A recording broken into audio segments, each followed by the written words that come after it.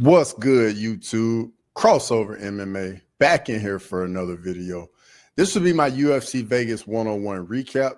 Timestamps will be in the description. Now, without further ado, let's get right into it. In the main event, we had McKenzie Dern versus Amanda Ribas 2. In round one, McKenzie Dern's striking looks very improved straight away. She comes out attacking Amanda Ribas with some nice calf kicks, and then gets a takedown halfway through the round, and McKenzie Dern pretty much just controls it for the rest of the round. Round two, it's more calf kicks for McKenzie Dern. You can tell she's been working on this. She looks very comfortable. They're very fast. Hebus then reverses a shot and gets a takedown, and she lands on top. McKenzie Dern stays on the bottom for a little bit, and she goes for an omoplata with about 1 minute left in the round. Pretty much gave this round for Hebus, so it's 1 round apiece after 2. So we go into round 3. Hebus comes out right on some pressure. She's getting into the clinch, and Hebus trips Dern and lands on top. Hebus is controlling Dern, mixing in some ground and pound. Next thing you know, McKenzie Dern swivels her hips, gets an armbar, and you can see it. And Amanda Ribas is fighting. She's pretty much stacking McKenzie Dern, not trying to let her arm get away from her body so McKenzie Dern can get the armbar. But then McKenzie Dern then rolls Amanda Ribas over, gets in the mount, and continues the roll. And then next thing you know, the armbar is extended, it's locked up, and McKenzie Dern gets the finish with about 4 seconds left in the round. I mean, it's just a very nice finish by McKenzie Dern. The biggest takeaway from this fight for me is McKenzie Dern has really gotten better since she's been in the UFC. I mean, the first time these two ladies fought, McKenzie Dern's striking had a long way to go, but she's definitely improving. In my opinion, if she continues to improve at this rate, she's going to be a problem at strawweight just because her grappling is so dangerous. And I'm looking forward to seeing what's next for her in the division. It's gotten a bit stagnant just because we have a dominant champion in Weili Zhang, but that could all change in a month at UFC 312 when the belt is up for grabs. In the co-main event, we had Santiago Ponzinibbio versus Carlston Harris. In round one, Ponzi comes in on the pressure, putting Harris on the side of the octagon. Both guys land some good shots, and they're exchanging. Harris then hurts Ponzi pretty good with a jab, left hook. Harris then drops Ponzi with a big right straight. Harris drops Ponzi again with about 10 seconds left in the round, and Ponzi barely survives. This is a clear 10-9 round for Carlston Harris. In my opinion, he definitely should have looked to get the finisher. Round 2, Ponzinibbio comes out. He looks a bit recovered, and I mean, he comes out and just gets right on the pressure. Both guys are landing good shots. At this point, Ponzinibbio cuts Harris, and he's bleeding all over his face. Harris then drops Ponzinibbio again with the jab. Harris is slightly ahead. He's landed more strikes, but dropping Ponzinibbio in this round pretty much gives him the round. So it's 2-0 heading into round 3. So they come out. Ponzinibbio gets right back on the pressure. They exchange good shots. Ponzinibbio lands a big right straight, hurts Harris, wobbles him, and then he drops him. Ponzi then lets Harris get back to his feet, but you can tell he's very wobbly. He still hasn't recovered. Ponzinibbio then lands some more strikes and goes for a finish. Referee Kerry Hatley jumps in and stops the fight.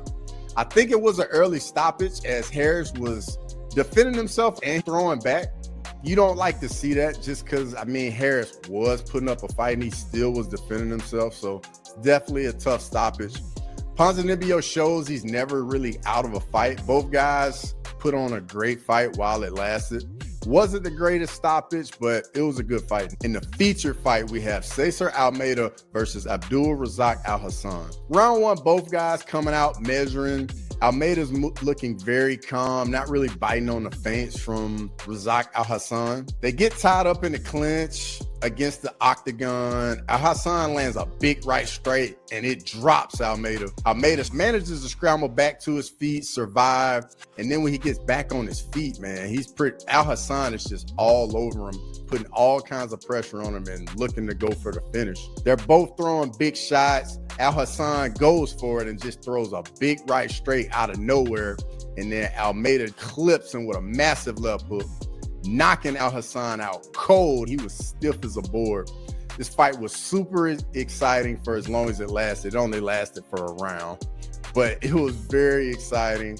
Alhassan got a bit greedy, went for the finish, and ended up getting hurt and knocked out badly by Almeida. Alhassan was out for a good little while. It was definitely a good knockout. When you have your opponent hurt like that, that's when they're the most dangerous because you're just not expecting them to clip you and anything. It's a great win for Cesar Almeida as he was about to get finished. In the next fight, we have Roman Kopylov versus Chris Curtis. Round one, both guys come out landing. Kopylov is throwing some nice jabs and some solid leg kicks. Then Kopylov brings out the 1-2s, and I mean, they're looking very crispy, landing. Chris Curtis is starting to try and get into the fight a little bit. He's landing some solid uppercuts. Both guys are really just taking turns controlling the round. Kopylov lands slightly more strikes and gets the round, in my opinion, but it's very close, very competitive, but Kopylov gets round. Round two, Chris Curtis comes out, and he's more forward on the pressure this round. Both guys are exchanging. Kopylov's taking this round off if he's just circling the octagon and he's not really keeping Chris Curtis off of him. At this point, Chris Curtis is starting to cut off Kopylov and just keep him right in front of him, just stay right in his face. At this point, Chris Curtis is making this fight very dirty, and that's exactly what he needs to do. Kopylov is trying to stay at range, but Chris Curtis keeps cutting him off and won't allow it. Chris Curtis cuts Kopylov with the left hand, and the blood is starting to flow. It's starting to bother him. Kopylov then lands a nice 1-2. It's a close round, but I gave this round to Chris Curtis, so I got it 1-1 going into round three. Round three, Kopylov comes out, landed some good shots. Kopylov looks like he's more on his front foot this round, and he's caught his breath a little bit. Curtis is trying to get back on the pressure, but Kopylov is keeping him off of him with the jabs and the 1-2. Then Kopylov lands a really good 1-2, and it wobbles Chris Curtis pretty good. Blood is just all over Kopylov's face. Chris Curtis lands a nice uppercut, and it snaps Kopylov's head back straight away. Kopylov then lands a massive head kick, hurts Chris Curtis badly, and it drops him. About 1 second left in the round, and Mark Smith jumps in and stops the fight. I do think it was a bad stoppage, but the head kick essentially won the round for Kopylov anyway, as the fight was tied 1-1 going into the third. So I don't think the stoppage would have affected the decision on just because Kopylov had hurt Chris Curtis so badly with the head kick.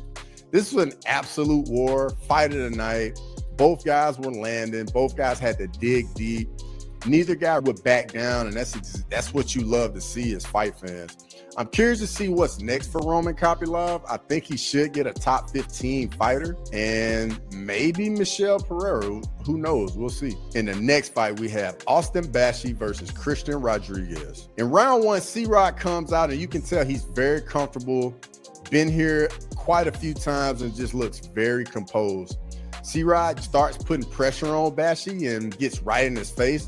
He then lands a knee right to the face as he has Bashi up against the octagon. It lands clean, and right off that, Bashi shoots a takedown attempt, and C-Rod defends it perfectly. C-Rod then goes for a guillotine to defend the takedown attempt, and it gets pretty deep on Bashi as he abandons the takedown and just is trying to fight off the submission. C-Rod then gets his own takedown on Bashi, and you just can tell the experience is just looking like a major difference between the two fighters. And round one, I gave it 10-9 to Christian Rodriguez. Round two, Bashi comes out and gets right after C-Rod. Bashi's finally able to implement that wrestling he has, and he gets a takedown.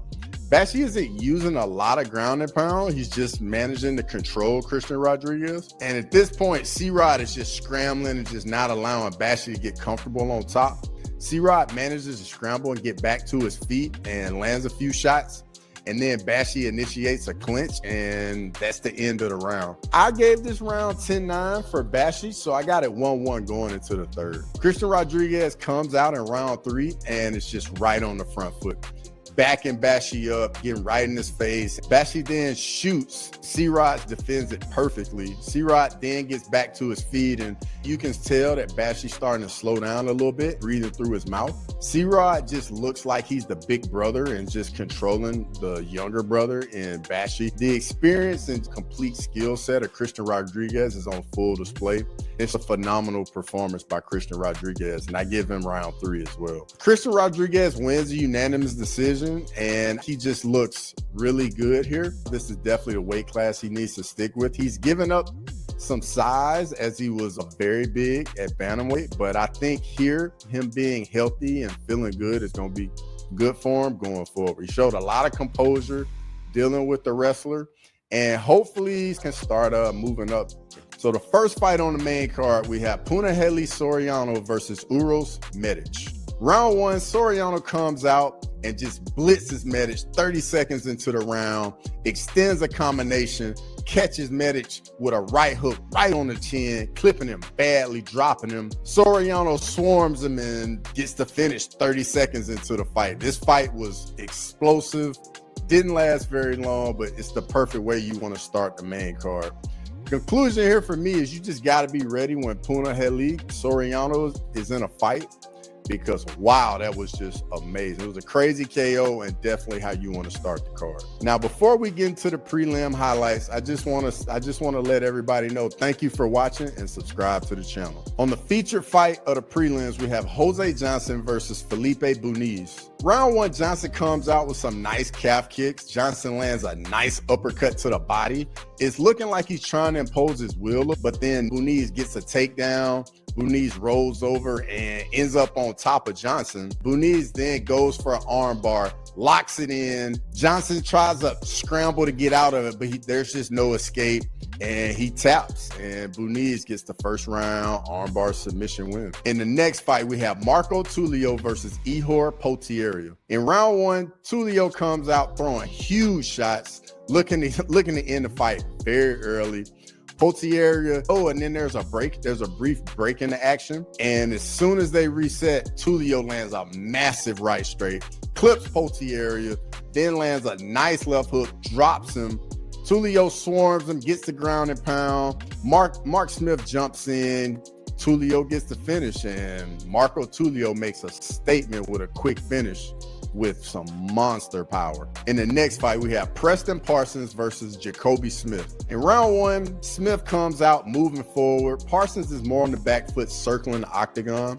Both guys are exchanging, and Smith is really just initiating the action. Then Smith steps in, throws a right straight left hook combination, and he clips Preston Parsons on the chin beautifully with the left hook.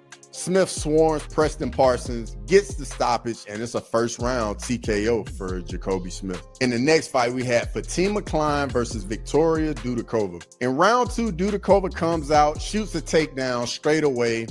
Klein scrambles and manages to ends up on top and in mount. Dudakova manages to scramble, get out of position, and get back to her feet. Then Klein gets another takedown and ends up on top again, start landing some good ground and pound, and it's like Dudakova's kind of stuck and she's not defending herself.